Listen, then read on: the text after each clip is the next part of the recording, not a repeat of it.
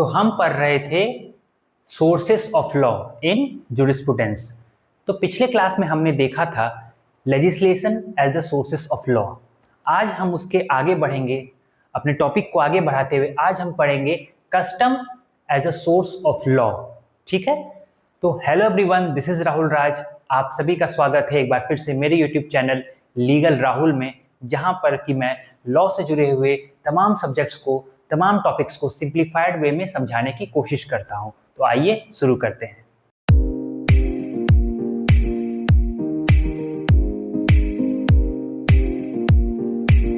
तो कस्टम्स, जिसका हिंदी में मतलब रिवाज या प्रथा होता है, ठीक है ना।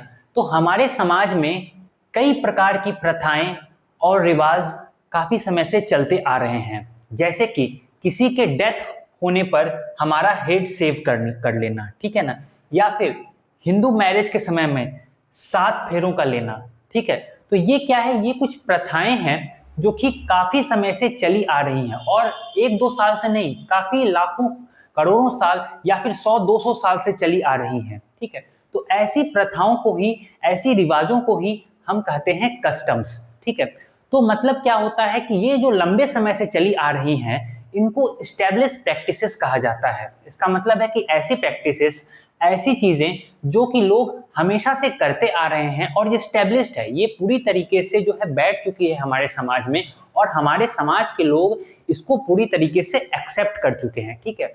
ये कहीं भी लिखा हुआ नहीं है, हमारे समाज में कहीं भी कस्टम्स लिखा हुआ नहीं है, कहीं नहीं लिखा हुआ है कि डेथ होने पर जो है हेड सेव करना चाहिए। ये कोई भी बुक में नहीं लिखा हुआ है, कोई भी लॉ के किताब में नहीं लिखा हुआ है, लेकिन फिर भी ये बाइंडिंग इन नेचर है। इसका मतलब है कि ये बाध्य है, लोगों को बाध्य करती है ये चीज मानने के लिए, और लोग इसे हंसी खुशी मान भी रहे हैं, इसे as a binding nature accept भी किया हुआ है।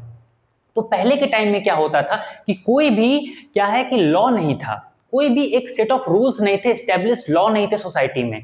तो क्या करते थे लोग, कस्टम्स को ही एज अ लॉ मान लेते थे। जो भी कस्टम्स में है, जो भी रिवाज, हमारी प्रथाएं चली आ रही हैं, उन्हीं के हिसाब से लोग अपना जो है जीविका चलाते थे, उन्हीं के हिसाब से अपना जीवन चलाते थे। हम सुनते हैं कि पहले जमाने में लोग जो है ये बोलते हैं, हमारे दादा लोग, हमारे परदादा लोग ये बोलते आए हैं कि हमारे समाज में ये जो है रिवाज था पहले से, और वही रिवाज को हम लोग फॉलो करते हुए आ रहे हैं। तो इसका मतलब क्या है कि लोगों के दिमाग में ये बैठा हुआ था कि ये जो रिवाज है ये हमारे भलाई के लिए बनाया गया है, और इसलिए हम इसे जो है बिना कोई डिनाई किए, बिना नकारे हुए हम इसे फॉलो करते हुए आ रहे हैं। तो लॉ नहीं था, सेट ऑफ रूल्स नहीं थे पहले, लेकिन कस्टम्स को लोग एज अ लॉ स्वीकार करते थे। जब कानून बनाया गया तो ये माना गया कि ये जो कस्टम्स है इसे छेड़ा ना जाए। क्यों? क्योंकि इतने दिन से ये चले आ रहा है और लोगों ने इनका विरोध नहीं किया है, हंसी खुशी इसे एक्सेप्ट किया है, तो इसे छेड़ा ना जाए और उसी तरीके से इसे अडॉप्ट कर लिया जाए और कानून में इसकी जगह बना ली जाए। तो अगर हम कस्टम्स और लॉ में सिमिलैरिटी देखें तो हमें काफी कुछ सिमिलर देखने को मिलेगा। जैसे कि लॉ का काम क्या है? लॉ का काम है हमें गाइड करना, किस चीज के लिए? To live in a right and civilised way. हम एक राइट और सिविलाइज्ड वे में सोसाइटी में कैसे रह सकते हैं, इसी के लिए तो लॉ है ना, इसी के लिए कानून है, ताकि शांति व्यवस्था बनाई जा सके, सिविलाइज्ड वे में लोग रह सकें, सही और गलत की पहचान की जा सके, इसीलिए कानून की स्थापना की गई है। और वहीं हम अगर कस्टम की भी बात करें तो कस्टम्स भी जो है हमें गाइड करता है कि कैसे सही तरीके से, एक तरीके से समाज में व्यवस्था कायम की जाती है, एक व्यवस्था के उस व्यवस्था के अंतर्गत लोग किस प्रकार से रह सकते हैं समाज में। तो ये दोनों में सिमिलरिटीज है लॉ और कस्टम्स में, ठीक है। तो इसीलिए जो है कस्टम्स को हम लोग एज अ सोर्स भी लेते हैं। जो शुरुआत में मैंने बात की थी सप्तपदी की, अगर हम उसके बारे में देखें तो आज जो है section 7 of Hindu marriage act के अंतर्गत, तो section 7 of Hindu marriage act के अंतर्गत जो है ये सप्तपदी, जो 7 फेरे हैं या 7 स्टेप्स लिए जाते हैं, उसको जो है एज ए एसेंशियल एलिमेंट बताया गया है। मतलब ये एक एसेंशियल कंडीशंस है, ये एक एसेंशियल सेरेमनी है जिसके बिना हिंदू मैरिज जो है वैलिड नहीं माना जाएगा। तो ये सप्तपदी का जो कॉन्सेप्ट है वो कहां से लिया गया हिंदू मैरिज एक्ट में? ऑफ कोर्स कस्टम से। तो ये जो जीता जागता एग्जाम्पल है जो हमें बताता है कि कस्टम से हम किस प्रकार से कानून बनाते हुए आए हैं और बनाते रहेंगे, क्योंकि ये वेल एस्टेब्लिश्ड लॉ था हमारे सोसाइटी में, वेल एस्टेब्लिश्ड प्रथाएं थी जो कि लोग जो है सालों से बरसों से मानते आए थे। तो सेक्शन 7 में ये क्लियरली बताया गया है कि सप्तपदी हमारा जो है हिंदू मैरिज के लिए एक एसेंशियल सेरेमनी है, ठीक है। तो ऐसा है कि बहुत सारे कस्टम्स जो हैं इसी तरीके से हमारे समाज में चलते हुए आए हैं, उसमें से कुछ कुछ हमने जो है लॉ से एज अ लॉ बनाने के लिए अडेप्ट किया और कुछ को छोड़ दिया। तो सवाल अब ये उठता है कि प्रथाएं तो बहुत सारी हैं, रिवाज तो बहुत सारे हैं हमारे समाज में, हर कल्चर में अपना अपना रिवाज है, तो क्या सब रिवाजों से को हम लोग कानून बना सकते हैं? क्या हर रिवाजों को कानून में शामिल कर लेना चाहिए? नहीं, उसके लिए कुछ एसेंशियल कंडीशंस हैं, कुछ जरूरी तत्व हैं जिसको कि देखना आवश्यक होता है कि कस्टम्स में अगर वो एसेंशियल एलिमेंट्स मौजूद हों तभी उसको कानून में अडॉप्ट किया जाता है। तो अब हम लोग देखते हैं वो एसेंशियल एलिमेंट्स क्या हैं। तो किस कस्टम्स को जो है हम एज अ लॉ स्वीकार करते हैं, उसके लिए एसेंशियल एलिमेंट्स ये सब हैं। एक एक करके हम देखते जाएंगे और समझते जाएंगे। पहला एसेंशियल्स है कि कस्टम मस्ट बी एंशिएंट, ठीक है ना, ये पौराणिक होना चाहिए। एंशिएंट का मतलब क्या है? पौराणिक, मतलब कि ये कस्टम जो है, ये प्रथा जो है काफी सालों से चली आ रही होनी चाहिए। क्यों? क्योंकि जब कोई प्रथा, जब कोई रिवाज हमारे समाज में 100, 200, 500, 1000, 2000 साल से चला आ रहा होता है तो वो स्टैब्लिश्ड हो चुका रहता है और लोगों के भलाई को देखते हुए उसे बनाया जाता है। तो जरूरी है कि वह प्रथा जो है वह कब शुरू की गई हो, तो काफी पहले से शुरू की गई हो और चली आ रही हो। तो ये सबसे ज्यादा जरूरी चीज है कि वो एंशिएंट हो। 1-2 साल पहले या 50 साल पहले अगर वो प्रथा बनी है तो वो प्रथा नहीं कहलाएगी, क्योंकि वो हाल ही में बनी है। प्रथा के अगर हम लोग एज की बात करें, अगर हम लोग कस्टम के एज की बात करें तो 50-100 साल उसमें कोई भी मायने नहीं रखती है। वो 1000-2000 साल पहले से जो चली आ रही है उन्हें हम प्रथा मानते हैं। तो वो एंशिएंट होना चाहिए, ठीक है। दूसरा क्या एसेंशियल एलिमेंट है? Custom must be continuous. ये सबसे जरूरी है।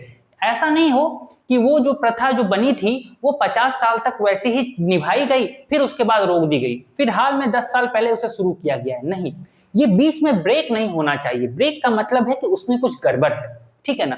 तो हमेशा कस्टम जो है वो कंटिन्यूअस होना चाहिए, मतलब जब से बनी है तब से वो चली ही आ रही हैं और वो निभाई ही गई हैं, क्योंकि प्रथा तो बहुत बार गलत भी बन जाती हैं, तो जिसके कारण से उसमें ब्रेक लग जाता है। तो ब्रेक लगने का मतलब है कुछ गड़बड़ है, तो वो कॉन्टिन्यूअस होना चाहिए, ठीक है।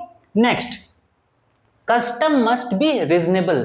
जैसा कि मैंने बताया कि कस्टम्स बहुत तरह के लोग बना लेते हैं, लेकिन जब हम उसे एज अ लॉ एक्सेप्ट कर रहे हैं तो सबसे जरूरी बात उसमें यह है कि वो रीजनेबल रहना चाहिए, मतलब उसके पीछे कुछ वैलिड रीजन रहना चाहिए, कुछ रीजन रहना चाहिए जिसके द्वारा हम उसे मान सकें, हम उसे वैलिडिटी दे सकें, क्योंकि कानून में हर कुछ जो है रीजन पर चलता है, हर कुछ वैलिडिटी पर चलता है।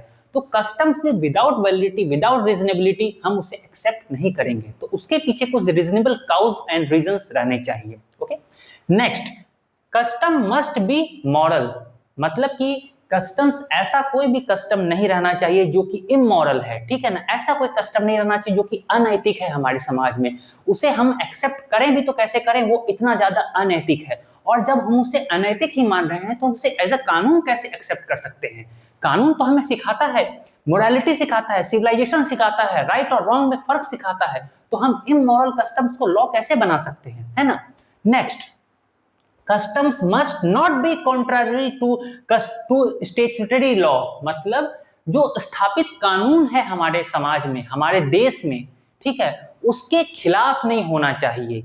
मतलब कि कोई ऐसा कस्टम को हम उठा करके लॉ नहीं बना लें जो कि हमारे जो स्थापित विधि है हमारे देश में उसी के खिलाफ हो जाए, ठीक है। जैसे मान लेते हैं कि हम कोई प्रथा फॉलो करते हुए आ रहे हैं जिसमें कि हम किसी 18 वर्ष के कम उम्र की बच्ची का विवाह करते आ रहे हैं, तो वह हम उसे कानून नहीं बना सकते हैं। क्यों?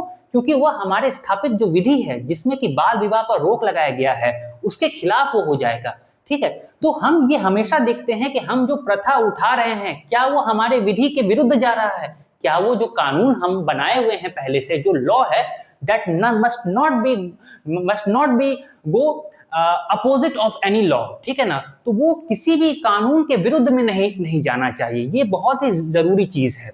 उसके बाद लास्ट में है custom must not be contrary to justice, मतलब जो जस्टिस हो रहा है, जो न्याय व्यवस्था है, उसके भी विरुद्ध नहीं जाना चाहिए, क्योंकि कानून हमेशा जो है जस्टिस एंड इक्विटी, ये दोनों चीज को सामान्य रूप से लेके चलता है, मतलब न्याय और सामान्य अधिकार दोनों को सामान्य तौर पर सामान्य मतलब की राह पर लेकर के चलता है।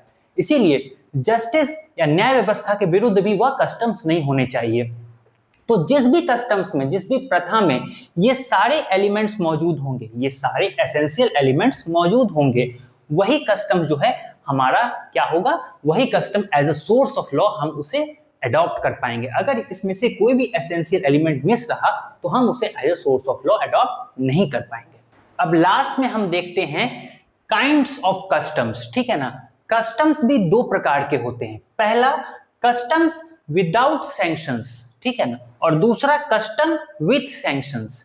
जो कस्टम विदाउट सैंक्शंस है उसे हम नॉन ऑब्लिगेटरी कस्टम्स भी कहते हैं, ठीक है ना, और जो कस्टम्स विथ सैंक्शन है उसे हम ऑब्लिगेटरी कस्टम्स भी कहते हैं। तो ये नाम से ही पता चलता है नॉन ऑब्लिगेटरी और ऑब्लिगेटरी, मतलब नॉन ऑब्लिगेटरी जिसे मानने के लिए कोई भी ऑब्लिगेशन नहीं है, हमारे ऊपर कोई बंधन नहीं है, कोई भार नहीं है, कोई तरह से वो हमारे ऊपर दबाव नहीं बनाता है वो कि हम उसे मान ही लें, उसे हम कहते हैं customs without sanctions. For example, अगर किसी के डेथ होने पर कोई घर वाला अगर अपना हेड सेव नहीं करता है तो कोई कानून नहीं है जो उसे अदालत लेकर के चले जाए, ठीक है, ना ही उसे जेल हो जाएगी, ना ही उसे मुआवजा देना पड़ेगा, ऐसा कोई कानून नहीं है, अदालत उसमें कोई भी हस्तक्षेप नहीं करने के लिए जाएगी।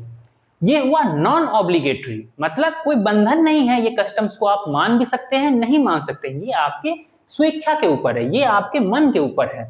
वहीं उसके अपोजिट अगर हम देखें ऑब्लिगेटरी सैंक्शंस, ऑब्लिगेटरी कस्टम्स को, तो कस्टम्स विद सैंक्शंस जो होता है, सैंक्शंस का मतलब है दंड लगाना, ठीक है ना, उसके ऊपर बाइंडिंग लगाना, ठीक है।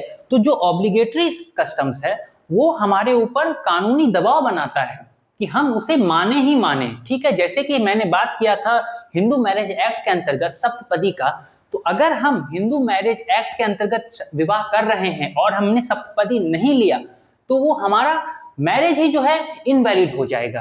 कानून जो है, कोर्ट जो है उस मैरिज को, उस हिंदू मैरिज को सही मानेगा ही नहीं विदाउट सप्तपदी के सेरेमनी के बिना। तो वो क्या है, दैट इज ऑब्लिगेटरी, वह जरूरी है, वह बाध्य है। तो ये दो प्रकार के कस्टम्स होते हैं, ठीक है। तो आज हमने देखा सोर्सेस ऑफ लॉ का दूसरा पार्ट जो है कस्टम्स, ठीक है ना। तो कस्टम से कैसे कानून बनता है। उम्मीद है आपको ये वीडियो पसंद आया हो, और कोई भी क्वेश्चन हो तो जरूर कमेंट सेक्शन में पूछिएगा, और अगर ये वीडियो आपको किसी भी तरीके से हेल्प कर रहा है ज्ञान अर्जित करने में, नॉलेज गेन करने में, तो लाइक जरूर कीजिएगा। ओके, मिलते हैं नेक्स्ट पार्ट में जिसमें हम समझेंगे next sources of law. Okay, thank you.